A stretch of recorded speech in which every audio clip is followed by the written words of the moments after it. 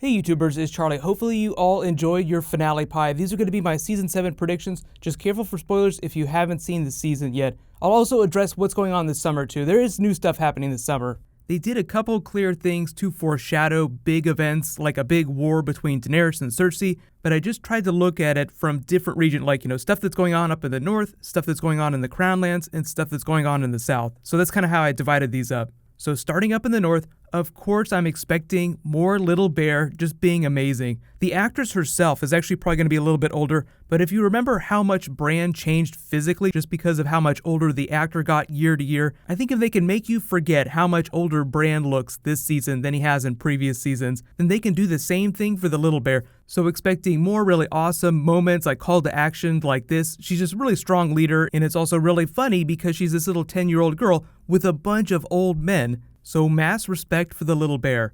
On the flip side of that, the people who aren't such big supporters of Jon Snow, Littlefinger probably going to continue to scheme and plot behind his back, try to rope Sansa in, even though it doesn't seem like it's Sansa's intention to go against her brother. He's probably going to try and twist her against him, or at least involve her in some of his schemes. Remember how committed he is to his idea of sitting on the Iron Throne with Sansa beside him. He's not just going to give that up just because Jon Snow was named king in the north. So what about Bran? We left him at that weirwood. The weirwood that he was touching is actually the one where Jon Snow and all the other Night's Watch take their oaths. There are still a lot of moments that he has not flashed back to yet. We haven't got a Rhaegar specific flashback yet. It would be amazing if we got to see the Battle of the Trident in the moment of his death as he whispers Lyanna's name, rubies flying from his chest. It's this really iconic moment from the books, and we haven't seen Rhaegar yet. It just said that on his death, like as Robert had smashed him with his warhammer and was killing him, he whispered a woman's name,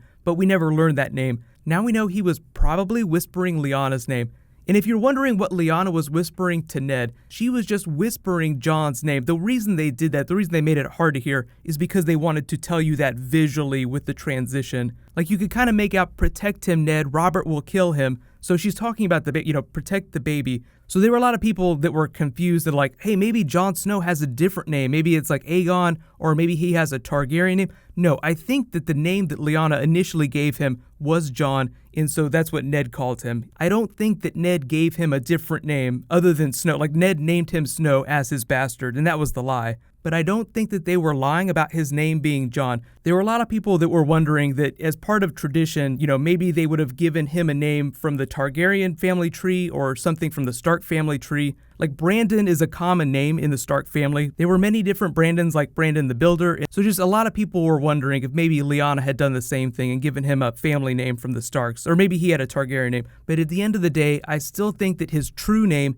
is Jon. It's just that the last name is the big reveal, the big surprise. Like, oh, he's the son of a Stark and a Targaryen. So technically you would call him Jon Targaryen, but he identifies as Stark. Remember, he doesn't know who his mother is, so he still thinks that he's Ned's son, so he feels like he's a Stark. That's been his family his whole life. So even if everyone were to find out that he's a Targaryen, maybe he has a legitimate claim to the Iron Throne, he would still tell you that he's a Stark of Winterfell. He doesn't know anything about Targaryens. Even if he met Daenerys, they probably wouldn't feel like family. He's like, I've never met you before. I've never met any Targaryens. I've only known Starks, so that's my family. So if he had the power to give himself his own name, he would probably take the Stark name. But that's another thing too. I don't think that Jon Snow is going to learn his heritage until he meets with Bran, which will not be right away. First, Bran is going to learn more about what's going on with the Night's King, the magic of the wall. Benjen kind of explained the magic, like the dead cannot pass here, so I cannot pass. So Bran will explore his powers more, probably flash back, hopefully to a Rhaegar scene, and then he'll find a way to communicate with the Night's Watch, and then Jon Snow. Largely, the priority in the north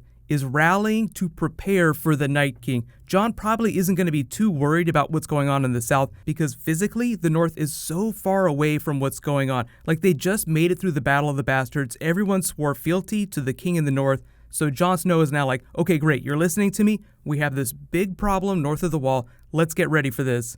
So yes, what's going on in the south between Cersei and what's going to happen with Daenerys is going to be too big to ignore. So they'll probably find out about it, but Jon Snow probably won't send troops south. I'm expecting that he'll largely just be paying attention to what's going on north of the wall. There was this kind of funny, offhanded comment that Daenerys made when she was breaking up with Daario, where he's like, you're going to have to get married. Who are you going to get married to? And she's like, I don't know. I'm going to have to make an alliance. I'll probably have to get married as part of that. Think about this. There are no eligible Martell bachelors. There are no eligible Tyrell bachelors either. So you look at King's Landing, Jaime is unattached, but the problem is that Cersei is not going to give up the crown, so she's probably not going to okay a marriage between Jaime and Daenerys, meaning that Jon Snow, King of the North, King Crow, is the most eligible bachelor in the Seven Kingdoms. So I'm not really expecting anybody to get married anytime soon. Like Jon Snow, if you asked him about marriage, he'd be like, what are you talking about? I have no idea what's going on.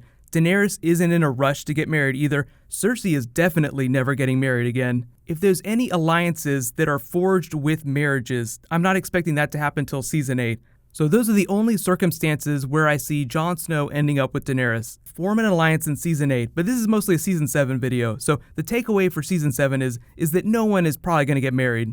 What about the Crownlands? What's going on with Cersei? So she's pretty much solidified her power. She'll probably squash anybody that rises up, but there are no Sons of the Harpy in King's Landing anymore. That was what the Faith Militant was. They've largely been killed off, and the Queen of Thorns made this really interesting threat when the Faith threw Marjorie and Loras into prison. She said, we control the grain, we will cut it off. We will starve King's Landing out if you don't release them. And the High Sparrow's answer to that was, we are the poor, we are the many, you are the few, we will rise up and tear you down. Now that they're dead, the Queen of Thorns is free to make good on that threat. And if she's trying to kill Cersei, if she's trying to destroy the crown, then the easiest way to do that would be to starve them out. Then when they're on the edge of death, march Daenerys' army in. So I'm expecting multi-pronged attack from the new alliance in the south, from the Dornish, Tyrell, Daenerys alliance, where the Queen of Thorns starves King's Landing out over the course of a couple episodes, weakens them, then Daenerys' army can march in, and it'll be much easier for them to take the city. So what about Jaime Queenslayer? I'm not expecting any kind of Queenslayer moment till at least season 8 because all the actors just renegotiated their contracts. They're getting $500,000 per episode, at least the 5 main actors, and that includes all 3 Lannister children. So Cersei, Jaime, and Tyrion all getting $500,000 per episode through season 8, meaning that we'll probably see Cersei make it to season 8. So if there's a Queenslayer moment, it probably won't come for a long time. And I kind of said this during my episode 10 video last night, but I think they might give that kill to Arya because while all this is going on, these 3 sections of the kingdom, you have Daenerys Alliance in the south, Cersei in the middle in the Crownlands, and Jon up in the north. I think Arya's going to be skipping around, crossing names off her list. But in order to do that, she'd have to head south, and when she said she was going back to Westeros, she said she was going home, so it's possible she could go to Winterfell, but it feels like she would run into the Hound maybe and then get pulled away in another direction. It just feels too easy to have a Stark reunion right away when season 7 picks up. So yes, I do think that Arya will see Sansa and Jon again, but maybe not right away. It feels like it'd be too easy to do that right away. I'd rather see Sansa get letters, get word of what Arya's doing, and just kind of chuckle to herself. Because she's kind of dark, she could just laugh the way she laughed when Brienne told her about Arya. Oh, I saw your sister, Lady Sansa. She didn't look like a lady at all. She was covered in mud, she had a sword with her, and Sansa was like, yeah, that sounds like Arya. So I'm expecting more moments like that. Walder Frey was assassinated after eating a pie that his relatives had been baked into. Oh, that sounds like Arya, baking Frey pies. So the other big thing, critical pieces of information that they need to learn how to make more dragonglass, they need to learn how to make more wildfire. Just everyone in general, anyone that's going to survive to fight the War for the Dawn. That is where Samwell in the Citadel comes in. Dragonglass would be the first go-to, and then he'll probably be the reason that Jon Snow starts thinking about Daenerys more seriously. Like, oh, we need dragonfire. Daenerys has dragons. Okay, Jon, you're going to have to find a way to form an alliance with this Daenerys person. And so then they'll have to figure that out. But that seems more like a season 8 thing. So I'm not expecting a ton of Samwell in season 7, just a couple moments, just seeing him studying in the library, learning things that are important for fighting the Night King.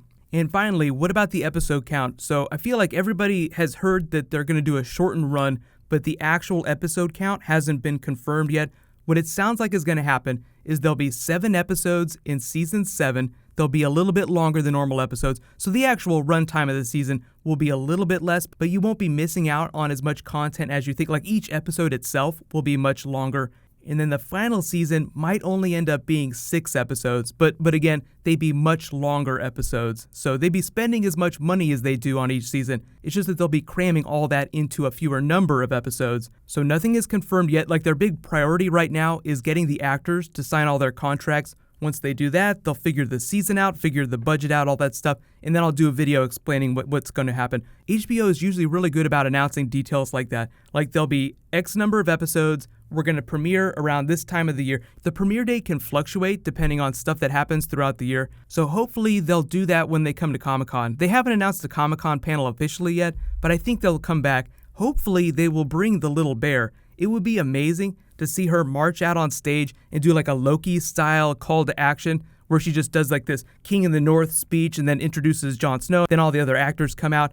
Think about how much easier it is for HBO to do that panel this year now that we don't have a big Jon Snow type cliffhanger. But if you didn't know, Comic-Con is going to be like the third of the last weekend in July, so it's not for at least another month. But of course, I'll be doing videos for Game of Thrones all summer during the off season. We don't have an official drop date for Winds of Winter, the book, but whenever that drops, I'll do book videos too, so be sure to subscribe to get everything. I will continue to do giveaways each week, and most of my Game of Thrones bonus videos will post on Sundays, but if there's like a big thing that happens during the middle of the week, I'll post it during the middle of the week. You guys understand. So what's going to happen next is I'll post my Q&A video, so leave all your questions, and I'll actually, just because so much stuff is happening and I'm so happy about the way the season went down, I'm going to speed the giveaway up. So congratulations to this week's giveaway winner, Jerry Garza. You win a $20 Amazon gift card. Be sure to private message me on the back end of my channel so I can get your contact details. That's just on the About page, and I'll start a new round of the giveaway now and announce that winner when I post the Q&A video. So it's like a double giveaway this week.